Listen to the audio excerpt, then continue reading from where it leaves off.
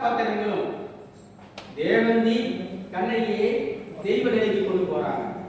அதே போல கவுந்தியடிகள் தெய்வ நிலைக்கு கொண்டு போறாங்க. அடுத்தது இந்த மாதரி அவங்களும் தெய்வ நிலைக்கு கொண்டு போறாங்க.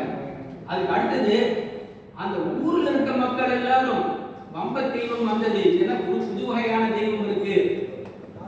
அடுத்தது வாயில் காப்போம். கண்ணகி கோபமா கணவன் இருந்ததுக்கு அப்புறம் அரண்மனையில நெடுஞ்செழி பாண்டிய மன்னனை பார்க்க போறான்.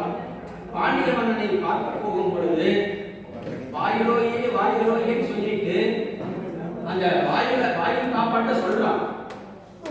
இவ வந்திருக்கிறது காளியா அல்ல, துர்க்கையா அல்ல, இது என்ன யாருமே தெரியலையே, ஒரு பெரிய கடவுள் மாதிரி வந்திருக்காங்க. பார்க்கவே பயம். கண்ணகியோடைய எரிந்த கூந்தல், கையில் இருக்கக்கூடிய சிலம்பு, இதெல்லாம் பார்த்த உடனே ரொம்ப பயங்கரறாங்க. இப்ப அருசோன் ஒரு ஐயா ஒருத்தர், அவர் சிலப்பதிகாரத்துல நல்லா சொற்பொழிவு பண்ணுவாரு, நிறைய நூல் எழுதியிருக்காரு. கலைஞர் அவர்கள் புகார்ல கண்ணகி தோட்டம் அமைச்சார். அந்த கண்ணகி தோட்டத்துல சிற்பி இருக்காங்க, அந்த கண்ணகியும் மாதவியும் செய்த சிற்பி.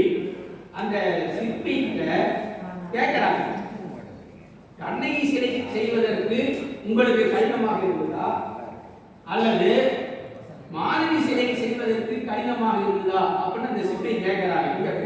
நம்ம புகார் சொல்றோமே, ஏன் புகார் சொல்றோம் அப்படின்னாங்க, புகார் அப்படின்னா என்னன்னா, காவிரி ஆறு கடல்ல புகுகிறது. அந்த காவிரி ஆறு கடலில் புகுவதால் அதற்கு புகார் பேர். கண்ணகி சிலை செய்ய கடினமாக இருந்ததா, மாதவி சிலை செய்ய கடினமாக இருந்ததா அப்படின்னு கேள்வி கேட்கும் பொழுது அந்த சிற்பி சொல்ற, கண்ணகி சிலை நான் என்ன செஞ்சுட்டேன், ஏன்னா அதுல அணிகலன்கள்லாம் ரொம்ப குறைவுதான். ஆனா மாதவி சிலை செய்யும் பொழுது எனக்கு ரொம்ப கஷ்டமாயிடுச்சு. ஏன்னா அவ்வளவு அணிகலன்கள், இளங்கோ அடிகள் அத்தனை அணிகலன்களை சொல்றாரு சிலப்பதிகாரத்துல. அந்த அணிகலன்கள்லாம் இவங்க நம்மளுக்கு கண்டுபிடிச்சு என்னென்ன அணிகலன்கிறதெல்லாம் நான் செஞ்சுட்டேன். ஆனா அந்த அணிகலனை எந்த அணிகலனை எங்க போறது எனக்கு தெரியல.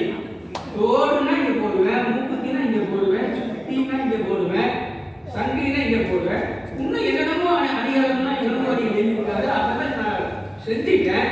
ஆனா அந்த அணிகலனை எந்த மாதவிக்கு எங்க போறதுன்னு எனக்கு தெரியல. அவ்வளவு அணிகலன்கள் இளங்கோ அடிகள் சொல்லியிருக்காரு.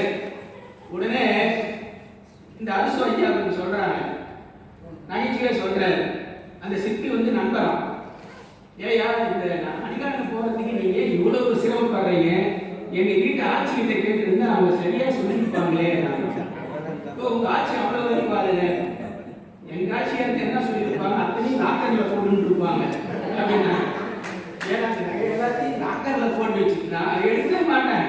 ஒரு கல்யாண காட்சினா கூட நான் போற அன்னைக்கு பேங்க் லீவ் விட்டுருவாங்க, பேங்க் எடுக்க முடியாது. ஆக இப்ப நான் இந்த இறுதிக்கு வந்துடுறேங்க. இது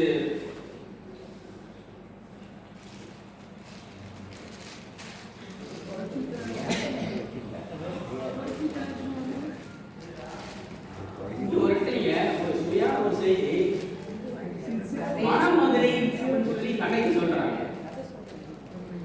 குன்றக்குறவியர்கள் சொல்லியிருக்காங்க.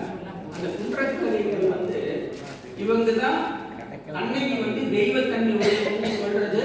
அந்த குன்றக்குறவர்கள், அந்த குன்றக்குறவர்கள் என்ன சொல்றாங்க அப்படின்னா,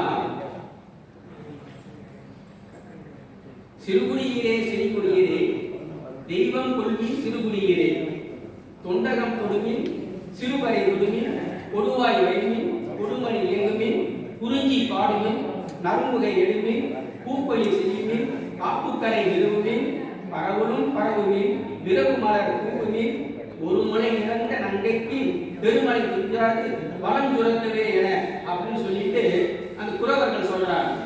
நான் முதல்ல ஒரு கேள்வி கேட்டேன் பார்த்தீங்களா, எதனால வந்து திருமகள் நாங்க சொல்லிட்டு இங்க கோவலை நமக்கு பெருமான் சொல்லாம ஏன் முருகன் அப்படின்னு சொன்னாங்கன்னா அதுக்கான அர்த்தம் இங்க வருது.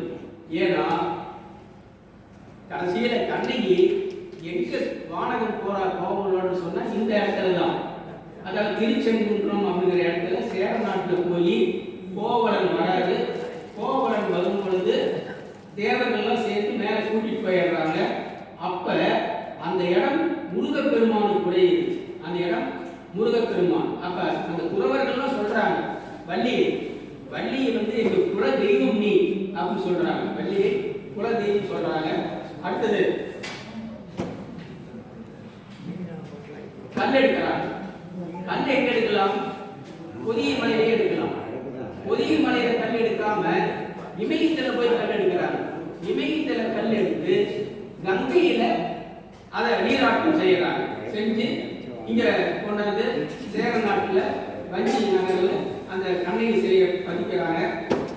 பதிச்சுட்டு கைவினை முற்றிய தெய்வ படிமத்து வித்தகை கட்டிய இறங்கிய கோலத்து முற்றிலை மண்கலம் முழுவதும் கூட்டி பூப்பலி செய்து காப்புக்கரை நிறுத்தி வேள்வியும் விழாவும் நாள்தோறும் வகுத்து கடவுள் மங்களம் செய்க என ஏகினார். யாரு? சேரன் செங்குட்டுவன்.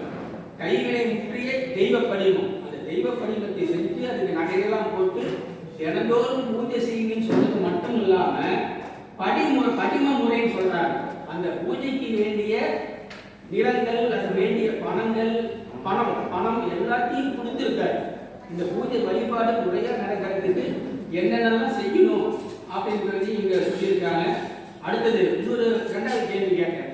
அந்த ரெண்டாவது வினா என்னன்னா, முதல்ல சொன்னோம் ஈகைவான் மின்னல் கொடின்னு சொன்னோம். ஈகைவான் மின்னல் கொடினா என்ன அர்த்தம் சொன்னோம்னா, நாம ஈகைவான் கடைசியில வானத்துல ஒரு மின்னல் தோன்றுதான். அந்த மின்னலை பார்த்துட்டு சேரன் செங்குட்டுவன் ரொம்ப வியந்தாங்க. அந்த மின்னல் யாருன்னா கண்ணகின்னு சொல்லல இளங்கோவடியை. ஆனா நாம புரிஞ்சுக்கணும், ஏன்னா அதுக்காக தான் முதல் பாடலையே ஈகைவான் மின்னல் அண்ணான் அப்படின்னு சொல்லிட்டாங்க. அந்த மின்னல் கொடி ஆபரணங்கள்லாம் போட்டு வானத்துல தோண்டி அந்த மின்னல் கொடி சொல்லுதான், தென்னவன் தீதிலன் நான் அவன் தன்மகள் அப்படின்னு சொல்லிடுறாங்க. ஆக இப்படி படிப்படியாக கண்ணகி தெய்வ நிலைக்கு உயர்கிறார். கடைசியில வழிபாட்டுக்குரிய இன்னைக்கு இருக்கக்கூடிய மாரியம்மன் கோயில் இருக்கிறது, மங்களா தேவி அம்மன் கோயில் இருக்கு. அதுபோல இலங்கையில வழிபாடு இங்க சோழ நாட்டில் பிறந்து சேர நாட்டில் கடவுளாகி இலங்கையில வழிபடக்கூடிய அளவுக்கு கண்ணகி பத்தினி தெய்வ வழிபாடு இருக்கிறது. இந்த நகர வாய்ப்பை